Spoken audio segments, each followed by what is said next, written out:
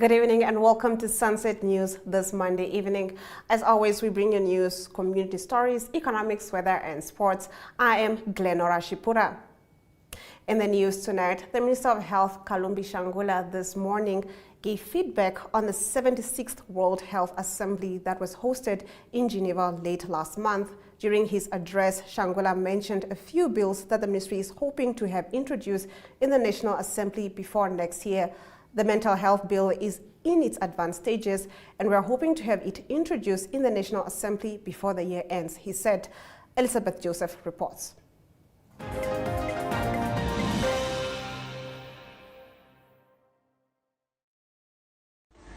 indeed, on behalf of the government of the Republic of Namibia, I have the honor of briefing the Namibian nation on Namibia's successful participation in the 76th World Health Assembly, which was held at the Palais des Nations in Geneva, Switzerland, from the 21st to the 30th of May 2023. The Assembly has been held annually since the 24th of June 1948 and is attended by 194 member states of the World Health Organizations, member states observers, as well as non-state actors or non-governmental organizations from all over the world. This year, the Assembly was preceded by the 38th meeting of the Program, Budget and Administration Committee, as well as several regional coordination meetings in the preparations for the World Health Assembly. Over 170 member states of the World Health Organizations, including 47 member states of the African region, attended the Assembly this year. The Namibian delegation comprised officials from the Ministry of Health and Social Services, as well as the Permanent Mission of Namibia to the United Nations Office in Geneva. The delegation was led by myself. The Director General of the World Health Organization, Dr. Tedros Adhanom Ghebreyesus, officially opened the Assembly. In his opening statement, Dr. Tedros called on delegations to return to the Alma Ata Declaration of 1978.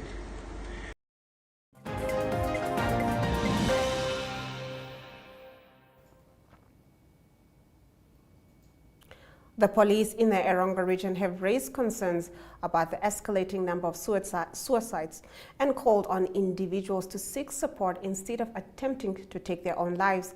Inspector Ileni Shapumba, Commander for Community Affairs in the Eronga region, said that statistics show that more men than women have taken their lives in the region. According to Shapumba, 16 people have taken their lives from the beginning of the year, and the majority of the cases reported came from Swakopmund Mondesa. Shapumba called on all leaders as well as the country as a whole to come together and devise a plan on how to reduce the number of suicide cases reported in the country. This video is by Nikano Nangolo.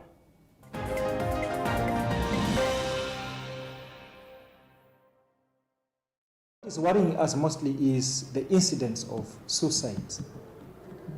When we analyze these suicides reports, majority of the people that has taken their own lives were men. As we speak, from the beginning of this year in January, we have up to 16 people that committed suicides. Out of these 16, one was a female and the rest were male. Majority of the people that committed suicides majority of the reported cases came from Mondesa. We do not know what are the causes, but we hear, no, the person will travel to the north or travel somewhere, the person was preparing for the wedding, and so forth, and later we find the person has hanged himself, or the person has taken his or her own life. We had recently facilitated a men's conference. We thought some of these activities have really assisted to shape the way we react to situations that are facing us. But if you have incidents of suicide, and the majority of these cases were reported in the month of May, as we speak, last night there was a person that committed suicide in Mondesa again. So it leaves us with questions to say, what is it that we can do collectively as communities really to assist those that are in need? And what can the people do themselves when you find yourself in a situation that's pressing you in a corner, and you think the only way to come out is by means of taking your own life? It's a worrisome situation, and we are calling upon the church leaders, we are calling upon social workers, we are calling upon community leaders, we are calling upon everybody really to see how best can we solve some of these incidents.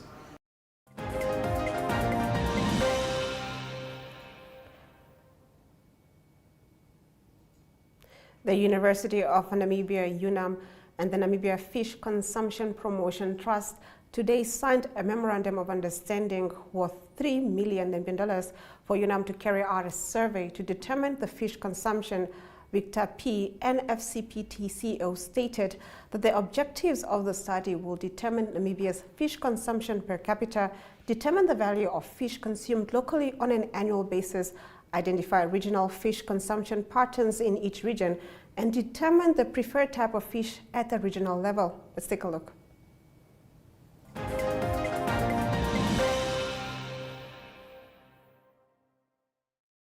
The first of its kind for survey to be done by NFCPT. I'm also not aware if there was any survey done even before our creations. I think the statistics that we have been relying on was information that is shared by the Ministry of Fisheries and Resources with FLM, that is Food and Agriculture Organization. I think those are the statistics that we are quoting so far. And that is really based on the desktop study that you can then do by looking at what is produced in the country, the lending, then the export and the import. But we also know that sometimes fish can be seen as if it's sold in the country, but can also find itself across the border. Hence, there's always leakages that we are suspecting that we can say this is how much we are consuming, but it could be that it's really not consumed in the country. It can be consumed in Angola, in Zambia, or elsewhere. There's always that export and re-export. You import fish.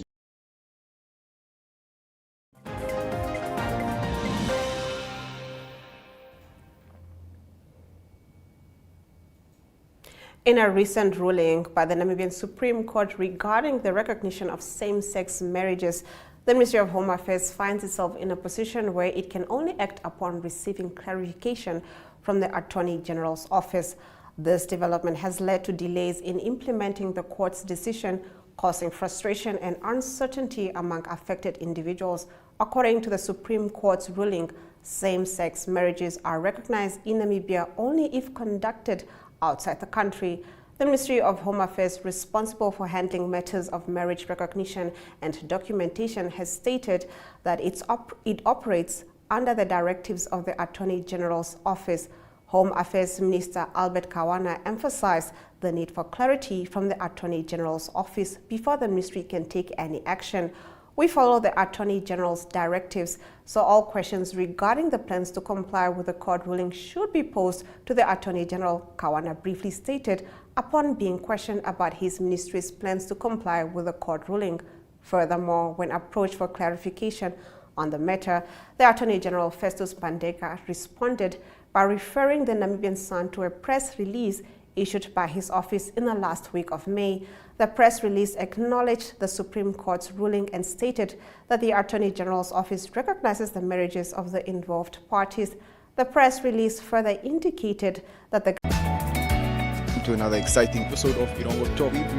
Please to weer en vertel ook vir julle waar die vis julle mondelik kan byt.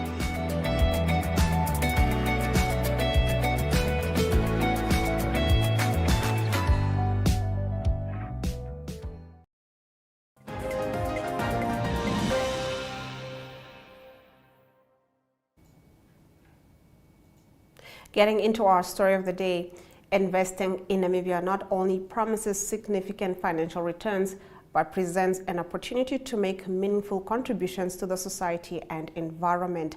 This was the message of Dr. Akasha Tolzien, Honorary Consul of Namibia to India, during an engagement session by the Namibia Investment Promotion and Development Board. Tolzien is accompanied by an Indian investment and trade delegation. Dr. Tolzien said the number of delegates currently in Namibia is a testament to the strong economic ties India and Namibia enjoy. Namibia is the land of great opportunities with abundant natural resources and a growing economy, he said, adding that Namibia is committed to creating an environment that is conducive to business growth and development.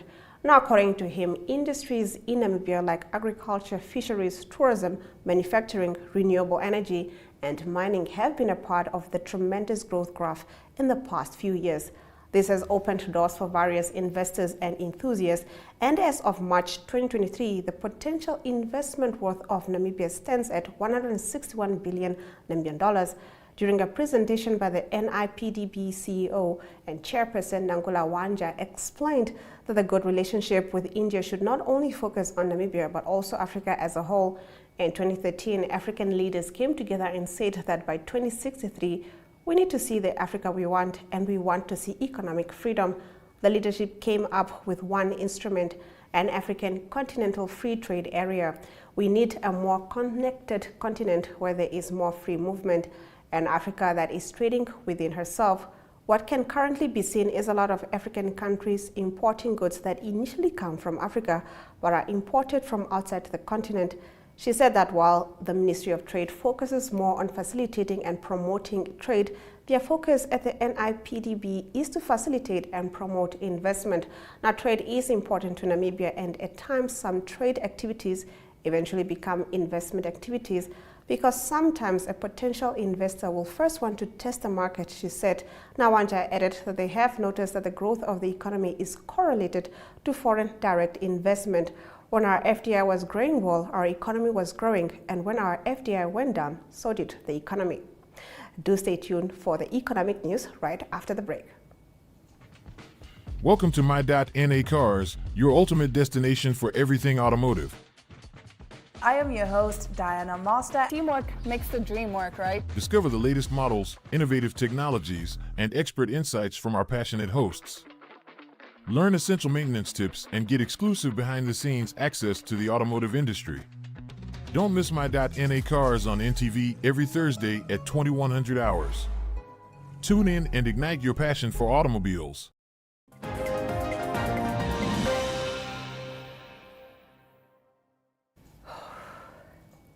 Getting into our economic news, Andrata Mining Limited shares commenced trading today on the OTCQB to access U.S. retail investors and to broaden shareholder register. The OTCQB, also called the venture market, is a middle tier of the over-the-counter market for U.S. stocks. Andrata owns the tin and lithium mine at Uis.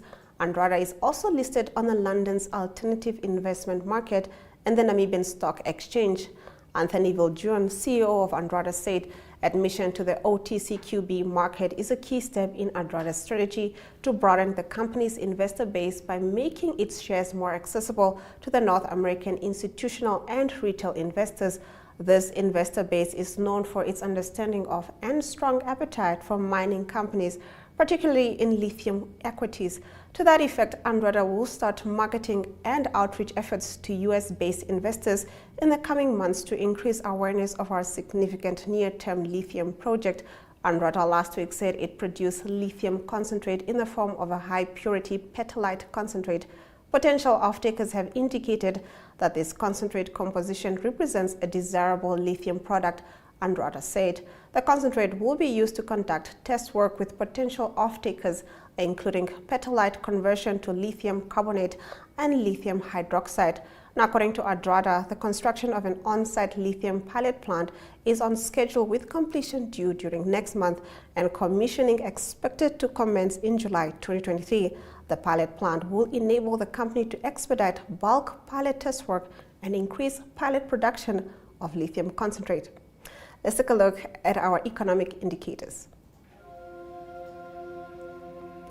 The Namibian dollar trades against the British pound at 24.27 and against the euro at 20.9, against the US dollar at 19.52, and 2 Namibian dollars and 75 cents gets you 1 Chinese yuan.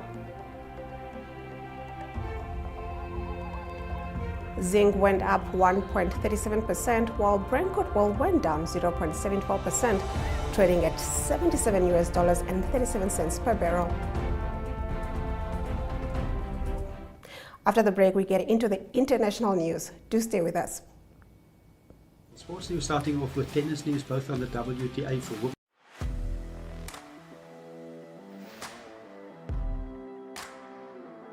Hello and welcome to today's Sports Rep Show. I am your host, Jesse Jackson Kauraifa.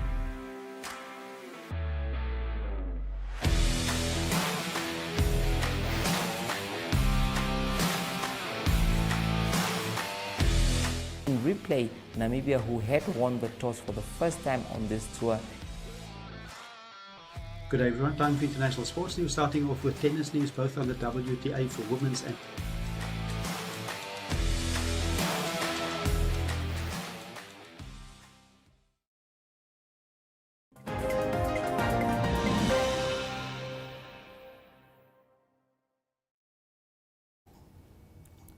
Getting into our international news, a woman once branded Australia's worst female serial killer has been pardoned after new evidence suggested she did not kill her 4 infant children.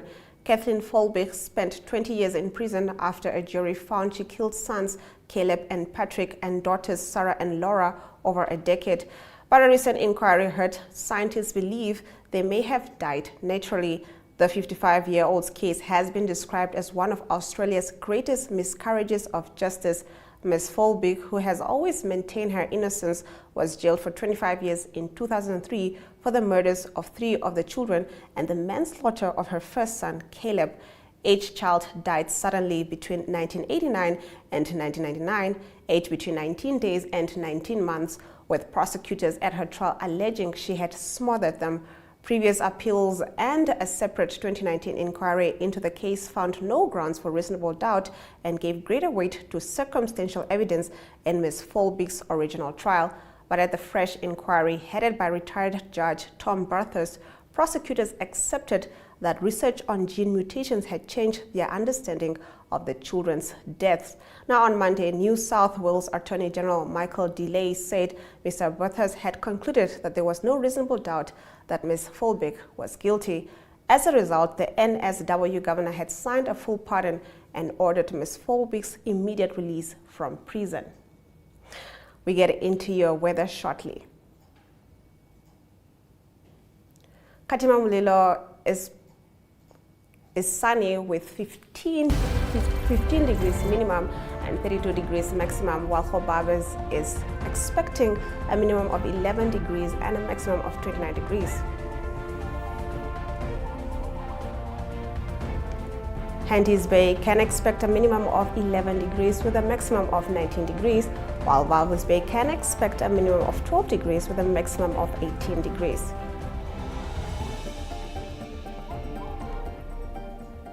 After the break, we get into your sports news. Do stay tuned.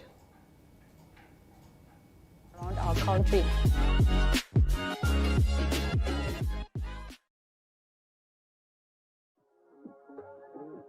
We are so excited to be kickstarting your morning with entertainment. Everything was happening during this past weekend. Yes. Exciting news. Wow, no, she was killing it already. In my opinion, I don't see anything wrong with him serving the full term. As well as keeping you informed on the issues that you need to know happening in and around our country.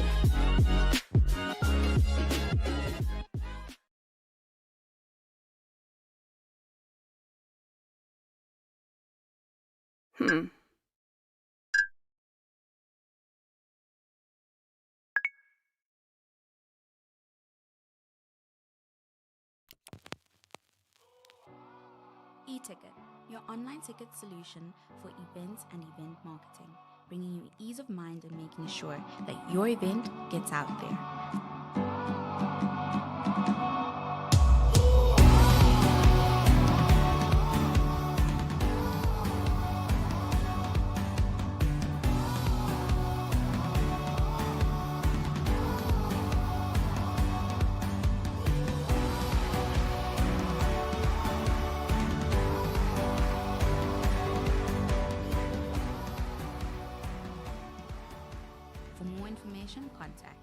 events@nhmh.com.na.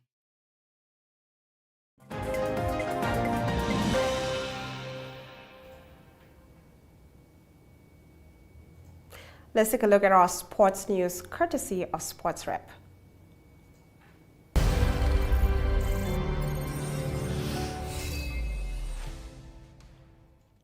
And a good evening, viewers. Welcome to Sunset News, brought to you by Sports Rep. Well, today the Namibian Sports Commission officially conferred national colors to the Namibian karate team as they are set to participate in the African Union Sports Council Regional 5 Karate Championship in Harare, Zimbabwe. The championship is set to take place from the 8th to the 11th of June and will see 60 karate athletes as young as 10 years old from Namibia take part in the competition. While the Windhoek Travel Witches kept the best for last with a memorable first win against Eastern Province in any rugby competition since Namibia gained independence in 1990. As you can see, the JC Greleng had a fantastic game as he scored 4 tries here, one of his tries cutting through the defenses there and getting on the score for the Windhoek Travel Witches. Well, Karim Benzema decides to leave Real Madrid after 14 trophy-laden years as a surprise.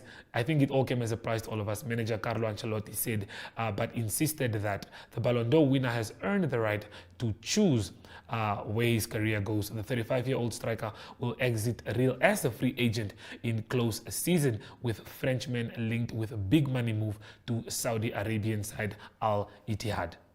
So we will most likely see Benzema join Cristiano Ronaldo in Saudi Arabia to be part of those sides there. Well, that's it from us here at Sport Rep, and it is goodbye.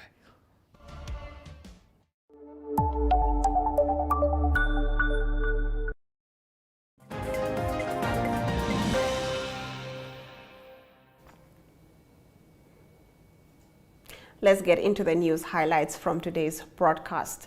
In a recent ruling by the Namibian Supreme Court regarding the recognition of same-sex marriages, the Ministry of Home Affairs finds itself in a position where it can only act upon receiving clarification from the Attorney General's office.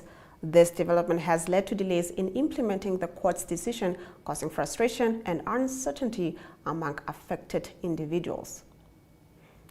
Andrata Mining's limited shares commenced trading today on the OTCQB to access U.S. retail investors and to broaden shareholder register. The OTCQB, also called the venture market, is a middle tier of the over-the-counter market for U.S. stocks. Andrada owns the tin and lithium mine at East.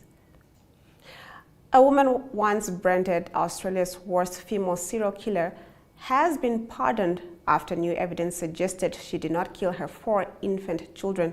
Kathleen Folberg spent 20 years in prison after a jury found she killed sons Caleb and Patrick and daughters Sarah and Laura over a decade. But a recent inquiry heard by scientists believe they may have died naturally. The 55-year-old's case has been described as one of Australia's greatest miscarriages of justice. And with that, we've come to the end of the broadcast. Make sure you join Sunset News on Facebook, on all the NMH platforms on weekdays, as well as on our website, oneuptwo.com. Sunset News screens on DSTV channel 285 and GoTV channel 25 every weekday and on Sundays from 7:30 p.m. to 8 p.m. I am Glenora Shipura, and this has been Sunset News. Don't end your day without us.